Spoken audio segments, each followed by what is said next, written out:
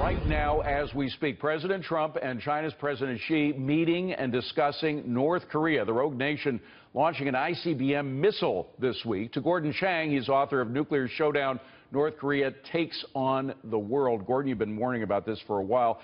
The president came out with a very frank tweet saying, look, we had to try to pull China back in its trade from North Korea, but it hasn't worked. They've increased their trade 40% with North Korea in the past 6 months. I know they have pulled back on coal trade, but what have they been increasing trade on? Well, there's all sorts of violations of Security Council sanctions. So, for instance, they've been selling zinc, copper, silver in violation of 2 Security Council resolutions. Yeah, they say they pulled back on trade on February 18th, that they wouldn't buy any more coal from North Korea, but they bought coal from North Korea in February after the announcement, in April, May, and June. And you know, that's just not the least of it. Those numbers that come out of China's Commerce Ministry underplay the amount of commerce between China and North Korea. So they're violating UN edicts by doing that, but they're also violating commitments. Maybe they were soft commitments, but commitments that they made with President Trump when they last met with him on his trip, when they came here, on his trip there. So what does he do? Well, I think the first thing President Trump has to do is to ask the Chinese in public, how come North Korea has Chinese and Chinese-looking missiles and equipment in their arsenal? You know, that's a very good question. Let me just, I don't know if we have any video of that, but what we found out this week was not only do they have missiles that look like they're from China, but they have these missile launchers, these mobile missile launchers.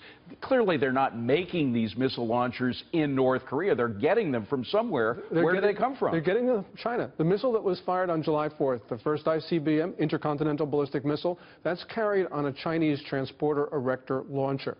Now, that's not the most sophisticated missile North Korea has. The most sophisticated missile they test on August 24th, February 12th, May 21st.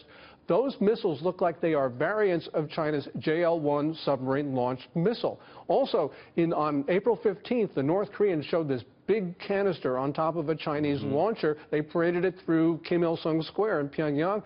That looks like China's canister for its DF-41 missile. We don't know what's going on here, but we need the president to start asking these questions. Well, I kind of stopped you in your tracks when I was asking how they turn the screws on China now, how the president does that.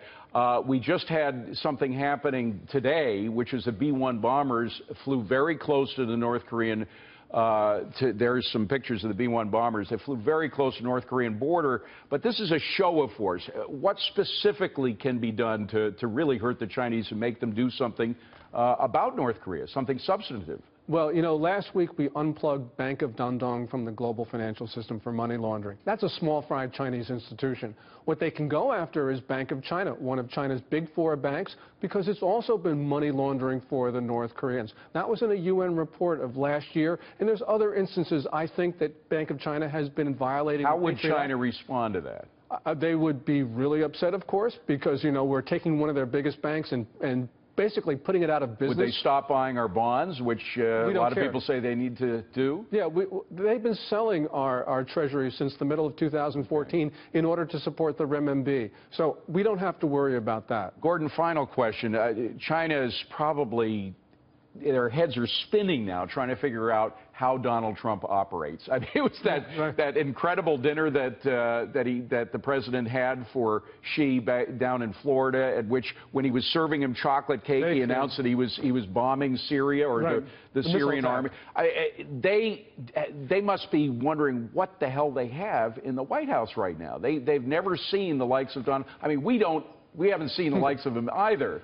But it really must be discombobulating for the Chinese. Yeah, I think that they thought they had him figured out until that missile attack at the Mar-a-Lago. You know, because Syria is China's good friend. Also, Trump last week pivoted. He actually imposed some costs on China, small costs, but he was signaling to the Chinese that he can amp up the pressure. So I'm sure the Chinese right now are really concerned about Trump because, as you say... Is it good for us if they're caught off guard? It's absolutely good for us because the Chinese have gotten too accustomed to thinking that they have controlled American presidents, which indeed they have. So this is a good thing that they are not sure about what Trump's going to do.